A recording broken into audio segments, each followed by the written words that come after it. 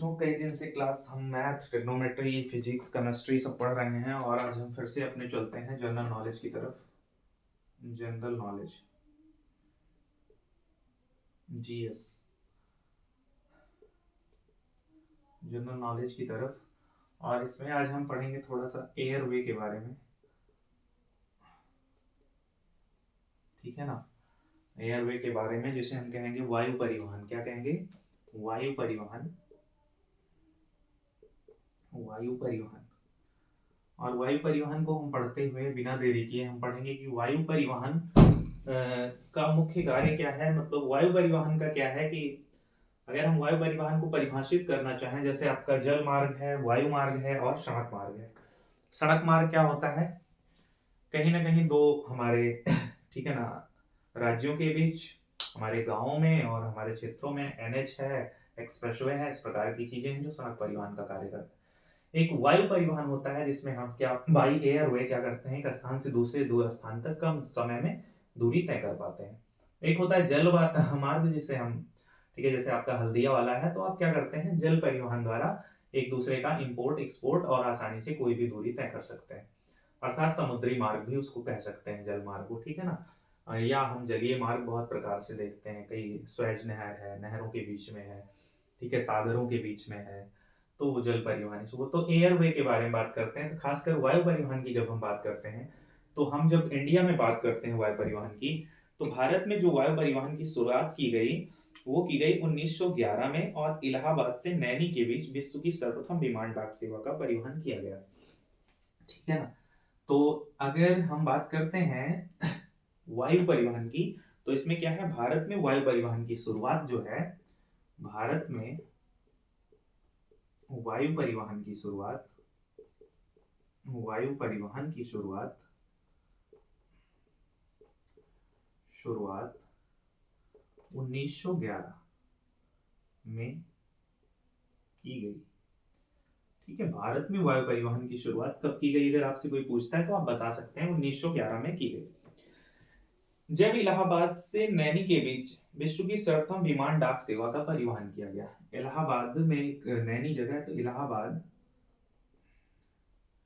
से नैनी के बीच, इलाहाबाद से नैनी के बीच, ठीक है, सर्वप्रथम, ठीक है, ये आपका शुरुआत किया गया, ठीक है ना। वायु परिवहन का जो सर्वप्रथम डाक सेवा है वो परिवहन किया गया, ठीक है। अगर इसके आगे हम बात करें तो 1933 ईस्वी में इंडियन नेशनल एयरवेज की स्थापना की गई। 1933, ये महत्वपूर्ण है। 1933 ईस्वी में, ठीक है, इंडियन नेशनल, इंग्लिश में लिखते हैं, इंडियन नेशनल एयरवेज की स्थापना की गई, की स्थापना की गई। इसको आप साथ साथ हमारे नोट भी करते रहिएगा। 1933 ईस्वी में इंडियन नेशनल एयरवेज की स्थापना की गई, और 1953 ईस्वी में सभी वैज्ञानिक कंपनियों ने वैमानिक कंपनियां जो थी, ठीक है ना, विमानों के लिए जो कंपनियां थी, वैमानिक कंपनियां जो थी, उनका राष्ट्रीयकरण कर लिया गया 1953 ईस्वी में, और भारतीय विमान निगम और एयर इंडिया में से बांट दिया गया। तो कहीं ना कहीं 1953 में, ठीक है ना, 1953 ईस्वी में वैमानिक जो कंपनियां थी, एयरवे की कंपनियां जो थी, ठीक है ना, कंपनियां जो थी उनको क्या किया कर दिया गया, उनका हमने क्या कर दिया, राष्ट्रीयकरण कर दिया और उसको दो भागों में बांट दिया। वैमानिक कंपनियां जो थी उनका क्या कर दिया गया, राष्ट्रीयकरण कर दिया गया, राष्ट्रीयकरण कर दिया गया और उनको दो भागों में बांट दिया गया, ठीक, उनको दो भागों में बांट दिया गया। वो कौन कौन से भाग थे? एक था भारतीय विमान निगम और एयर इंडिया। भारतीय, दो भागों में बांटा गया, भारतीय विमान निगम, और जो दूसरा भाग था वो था एयर इंडिया का। कौन सा? एयर इंडिया, ठीक। आप लोग ट्रेवल भी करते हैं एयर इंडिया और भारतीय विमान निगम। भारतीय विमान निगम, ठीक है। राष्ट्रीयकरण कब किया गया? 1953 में। स्थापना कब की गई? 1935 में। स्टार्टिंग कब की गई डाक परिवहन की? 1911 में। और भारतीय विमान निगम जो था उसको दो भागों में बांट दिया गया राष्ट्रीयकरण करने के बाद, एयर इंडिया और भारतीय विमान निगम। इसके लिए हमको जरूरत पड़ी एयरपोर्ट की। किसकी जरूरत पड़ती है? एयरपोर्ट की। और एयरपोर्ट कौन से कहां पर है उनके बारे में पढ़ेंगे, ठीक है ना। तो हम जो पढ़ना चाहते थे, हम अब आए हैं अपने टॉपिक की तरफ, ये परिचय करते हुए। टॉपिक ये है कि हमारा कौन सा, जब हमारा एक हमारे भारत देश में कई एयरपोर्ट हैं और उनके क्या नाम है और वो कहां पर है, ठीक है ना। तो जो हमारे एयरपोर्ट हैं, कई बार एग्जाम में भी पूछ लिया जाता है एयरपोर्ट। तो हमने एक परिचय करते हुए अब एयरपोर्ट की तरफ हम पहुंच गए हैं, और कौन सा एयरपोर्ट कहां पर है हमें उन्हें जानना है। तो पहला अगर हम जानने की कोशिश करें तो चौधरी चरण सिंह, जहां पर हम पढ़ा रहे हैं और जहां पर हम हैं, चौधरी चरण सिंह, ठीक है, अंतरराष्ट्रीय हवाई अड्डा, अंतरराष्ट्रीय, ठीक है, एयरपोर्ट, ये है आपका लखनऊ। नवाबों का शहर भी इसे कहते हैं, ठीक है ना। यहीं पर हम रहते हैं और चौधरी चरण सिंह एयरपोर्ट यहीं पर आपका है, जो कि बहुत ही खूबसूरत है। और चौधरी चरण सिंह के बारे में आप जानते ही हैं कौन थे। तो ये आपका अंतरराष्ट्रीय हवाई अड्डा है। एक है छत्रपति शिवाजी अंतरराष्ट्रीय हवाई अड्डा। अगर हम दूसरा पढ़ें तो कौन सा है? इंग्लिश में लिखते हैं Chhatrapati Shivaji international, Shivaji international airport, airport. और ये आपका है मुंबई, ठीक। भारत की कौन सी राजधानी, व्यापारिक राजधानी क्या है? मुंबई, मुंबई है। और आपका जो छत्रपति शिवाजी इंटरनेशनल एयरपोर्ट है वो आपका मुंबई में है। नंबर हम अगर 3 की बात करें, आगे बढ़े, तो आपका है राजीव गांधी अंतरराष्ट्रीय हवाई अड्डा। Rajiv Gandhi, Gandhi international, international airport. जहां तक मैं गलत नहीं हूं तो ये हैदराबाद, हैदराबाद है या अहमदाबाद है, तो आई थिंक हैदराबाद। ये कहां पर है? हैदराबाद। तो आई थिंक हम सही है। राजीव गांधी इंटरनेशनल एयरपोर्ट आपका हैदराबाद में है, ठीक है ना। और आपका नेताजी सुभाष चंद्र बोस अंतरराष्ट्रीय हवाई अड्डा जो है वो है Kolkata. Netaji Subhash Chandra Bose, Subhash Chandra Bose, Azad Hind Fauj, Netaji Subhash Chandra Bose international airport, international airport, ठीक है। कहाँ है भाई? कोलकाता। कोलकाता किसकी राजधानी है? कलकत्ता, पश्चिम बंगाल, ठीक है ना, पश्चिम बंगाल, कोलकाता। तो ये आपका हो गया अंतरराष्ट्रीय हवाई अड्डे 4 आपके, ठीक। अगर हम 5वें एयरपोर्ट की बात करें तो कोच्चि अंतरराष्ट्रीय हवाई अड्डा जो है कोचीन में है। कोच्चि इंटरनेशनल, ये तो नाम से ही स्पष्ट है, एयरपोर्ट। ये कहां पर है? कोच्चि, कोच्चि में है, ठीक। कोच्चि में है, ठीक है। अगर हम बात करते हैं जयप्रकाश नारायण अंतरराष्ट्रीय हवाई अड्डा, जयप्रकाश नारायण का भी नाम आपने सुना होगा। जयप्रकाश, बड़ा ही महत्वपूर्ण क्वेश्चन बन सकता है। नारायण इंटरनेशनल, नेशनल एयरपोर्ट, ये है। यहाँ पर आप लोग बहुत ज्यादा बैचलर होने में टहलने के लिए आतुर रहते हैं, वो है पटना, पटना, ठीक है, बिहार, पटना, ठीक है ना। तो आप यहीं पर पढ़ाई करते हैं और पढ़ाई का बहुत अच्छा हब है पटना। तो पटना में जो एयरपोर्ट है वो जयप्रकाश नारायण इंटरनेशनल एयरपोर्ट ही है आपका, ठीक है। इस प्रकार से आपको पता चल गया। त्रिची अंतरराष्ट्रीय हवाई अड्डा और गया अंतरराष्ट्रीय हवाई अड्डा, जैसा कि नाम से स्पष्ट है, Trichy international airport, international airport जो कि आपके त्रिची में है, ठीक है।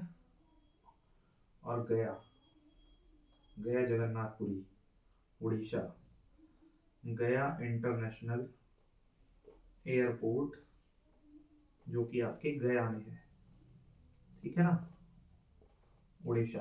तो इस प्रकार से आप इसको भी पता कर सकते हैं, ठीक है। अगर हम कालीकट अंतरराष्ट्रीय हवाई अड्डा की बात करें तो ये कोझिकोड में है, ये बढ़िया है, ठीक है ना, कालीकट इंटरनेशनल एयरपोर्ट, ये आपका है कोझिकोड, कोड हिंदी में लिख देते हैं कोझिकोड, कोझिकोड में आपका ये है, ठीक है ना। कालीकट इंटरनेशनल एयरपोर्ट आपका कहाँ पर है, कोझिकोड। और लास्ट 10वां अगर हम बात करें तो अभी आपका श्री राम एयरपोर्ट था, नया बना हुआ है अयोध्या में, और उसका नाम क्या रख दिया गया, महर्षि, ये जरूर पढ़ लीजिए, महर्षि वाल्मीकि, वाल्मीकि, ठीक है ना, इंटरनेशनल, राम आएंगे तो अंगना सजाऊंगी, इंटरनेशनल एयरपोर्ट, ठीक है, महर्षि वाल्मीकि इंटरनेशनल एयरपोर्ट। और ये आपका कहाँ पर है, श्री अयोध्या धाम, अयोध्या, ठीक है ना, श्री अयोध्या धाम आपके अयोध्या में है। अयोध्या का पुराना नाम फैजाबाद भी था, ठीक है ना। भगवान राम ने यहाँ पर जन्म लिया, अनंत कथाएं हैं, ठीक है। अयोध्या, और अयोध्या हमारा घर भी है। तो आप लोग महर्षि वाल्मीकि इंटरनेशनल एयरपोर्ट अयोध्या के बारे में जरूर जानिए। और अभी ये नया अभी बना हुआ है, बना तो बहुत पहले से था ये एयरपोर्ट, लेकिन उसका क्या किया गया, थोड़ा सा विकास किया गया और वो अब इंटरनेशनल एयरपोर्ट बन गया है। राम मंदिर बनने के बाद इस एयरपोर्ट का बड़ा ही महत्व बढ़ गया है, ठीक है ना। और जहाँ पर भगवान राम ने जन्म लिया हो उस स्थान का महत्व तो वैसे भी कौन कम कर सकता है, ठीक है ना। आप चाहे वो अयोध्या ले लीजिए, चाहे आप भगवान राम ने चित्रकूट में भ्रमण किया तो चित्रकूट ले लीजिए, आप ऐसी बहुत सारी जगहों को आप ले सकते हैं और देख सकते हैं कि कहाँ पर ठीक है।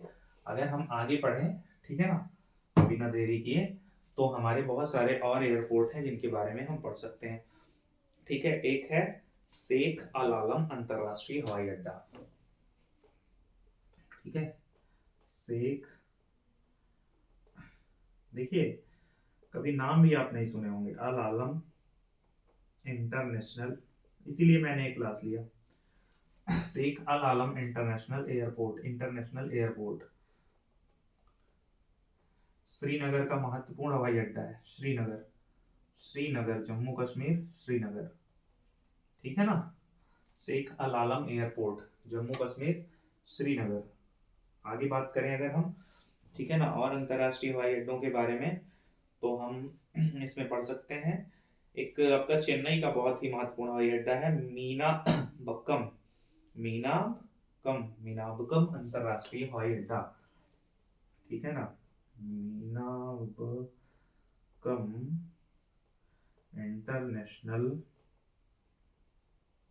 International airport. अगर कोई पूछता है कहाँ पर है तो आपको क्या टिक करना है, चेन्नई, तमिलनाडु, ठीक है ना, चेन्नई तमिलनाडु, ठीक है। मीनाबक्कम इंटरनेशनल एयरपोर्ट यहाँ पर है, ठीक है। और एक आपका है सरदार वल्लभ भाई पटेल अंतरराष्ट्रीय हवाई अड्डा, ठीक है, सरदार वल्लभ भाई पटेल अंतरराष्ट्रीय हवाई अड्डा। आई थिंक अब आपको देख कहाँ तक दिख रहा है, ये मैं थोड़ा पहले चेक कर लूं।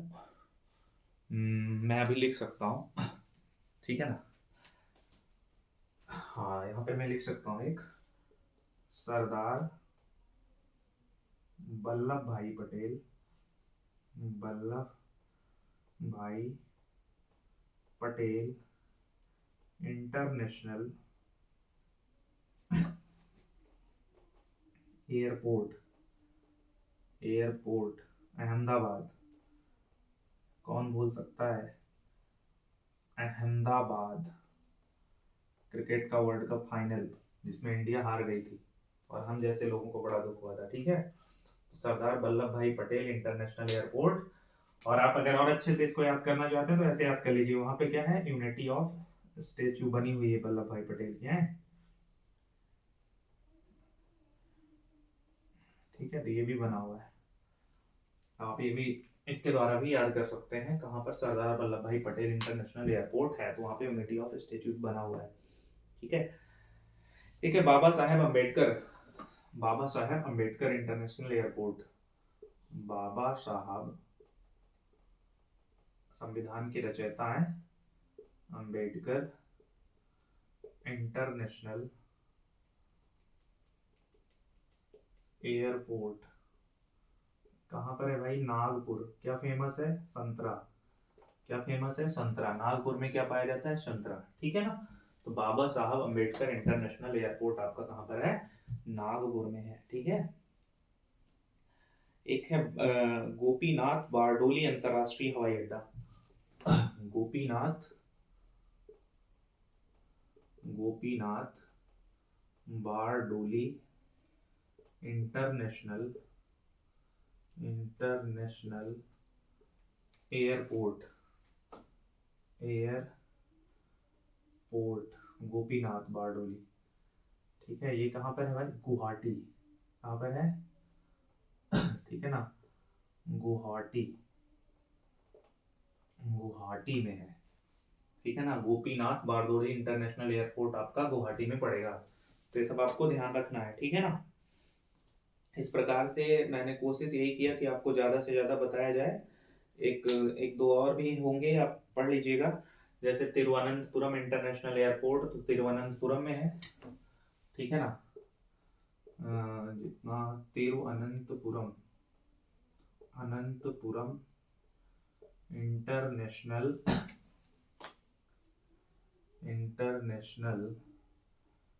एयरपोर्ट आपका ये तिरुवनंतपुरम में है।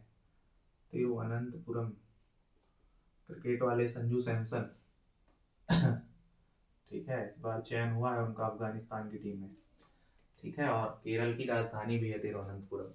तो तिरुवनंतपुरम आपका कहाँ पर है, इस एयरपोर्ट तिरुवनंतपुरम में है, जैसा कि नाम ही है। तो जिनके नाम है उनसे प्रॉब्लम नहीं है, प्रॉब्लम वहां पर है जिनके नाम कुछ अलग है। जैसे कि अभी एक आपको मिल जाएगा, कई बार पूछा भी गया है, राजा सांसी अंतरराष्ट्रीय एयरपोर्ट, लास्ट, इसके बाद जो भी होगा पढ़िएगा, राजा सांसी एयरपोर्ट इंटरनेशनल एयरपोर्ट।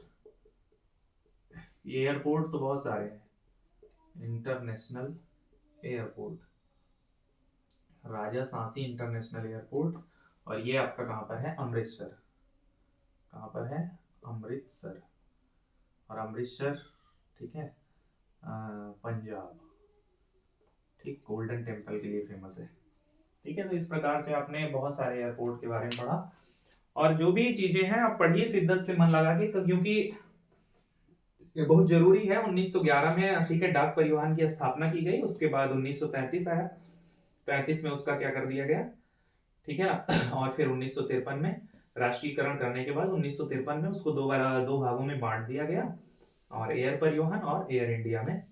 और बांटने के बाद फिर इंटरनेशनल एयरपोर्ट, और धीरे धीरे विकास होता ही जा रहा है।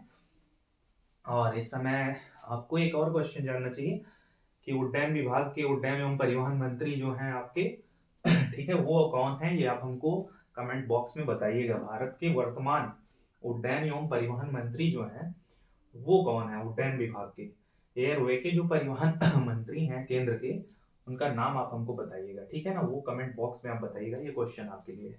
थैंक्स फॉर वॉचिंग, धन्यवाद।